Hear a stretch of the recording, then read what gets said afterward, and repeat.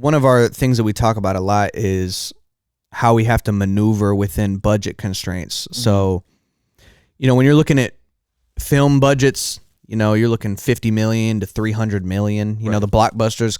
I mean, I think Dune actually weren't they trying to push $1 billion or something? Or there wasn't there a movie that came out that was $1 billion budget recently? I don't know exactly. That's a hard sell. Some of the biggest movies are not even $500 million. So it's well, anyway, so that's the budgets you're looking at. Couple hundred. Okay, yeah, couple $100 million, whatever. Music videos at the higher levels, usually like 300,000, 400,000, 500,000, maybe up to $1 million. But I don't think that many music videos are spending $1 million anymore. No. So, given budget constraints, what are some ways that upcoming filmmakers can still, what are some ways in which they can still make great films? What should they be leaning into? What should they be staying away from with the budget constraints? You know what, dude? I want to, it's in my inclination to just go away from the tropes of this question, which is shoot with the camera you have, which is 100% true. Have an iPhone, shoot with it. You can do so many great things with the iPhone. I see so many great filmmakers on Instagram who create iPhone footage that looks good and color graded because you can shoot high quality images and it has ProRes, which is like a raw format. So if you're into trying to get the colors out of it, you can do it, right?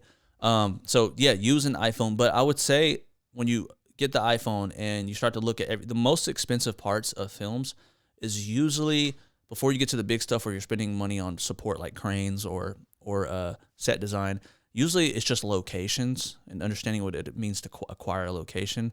You're telling a business most of the time or some place that someone owns to shut down whatever they're doing, whether it be business or just, I don't know, something, right? They have to shut it down and allow you to come there and to take time, which is a lot of time.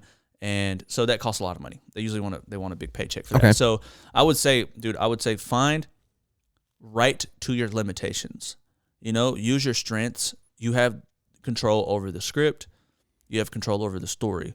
Mm-hmm. You're not going to be able to make that period piece that's set in the 40s when you have no money because the finding an old place that looks like the 50s is going to cost a lot of money. So start if you're a storyteller, then find the story in what you have. If your mom is your mom's a dentist and you know that she's going to let you use her dentistry and go there and shoot. Okay, what can I write about someone going to a hospital? How can I make the dentist place look like the hospital? Find ways to just get out there and do it with almost no money. I think one of the biggest things for me as well was if you're into it, which I think everyone should be a little into it, being a director, is try to get better at acting because you could also be a star for a lot of it as well. With cameras now, it's easy to walk away and act in your stuff, get simple with the shots. You can afford a tripod. Put your money towards a tripod, towards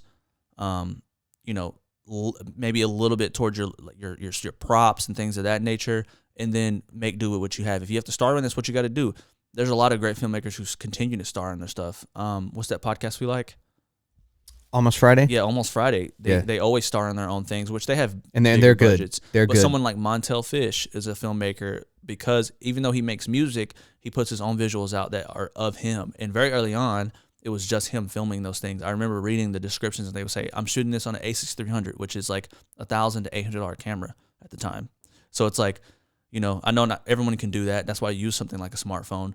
But if you can muster up a couple $1,000, you can really make something great if you're willing to make those sacrifices and not have to get, the local actor who's going to charge $600 a day. You know what I mean? I love what you said about just leaning into, you can't try to make something where the resources are unavailable. Right. And just to lean into stories that are achievable through what resources you have. I think that's a great point. You do it everywhere too. You do it in the lighting, in the cinematography, the iPhone, right? The acting, do it yourself or have friends act in it, right? The lighting. If you don't have lighting, shoot outside. Right. Yeah. Shoot with a place with a big window when when the sun is out, or shoot outside. I think you should get a tripod. But if you don't have a tripod, man, they sell these little freaking iPhone mounts for you can get those for $10 on certain websites. You know what I mean? $10. Yeah. You got to come with something because you need to invest in yourself. But if you're working on a low budget, you can always find a way to finesse it until you can get to that point. And it's going to be well worth it because in that process, you're going to learn so much more about how you could have done it better based off the things you didn't have. So when you have those tools, look, man, one of my biggest mistakes was like, oh, I need a cinema camera. I get a cinema camera, and then I used it for a year, and I didn't realize it had a feature that I really needed because I wasn't prepared for that.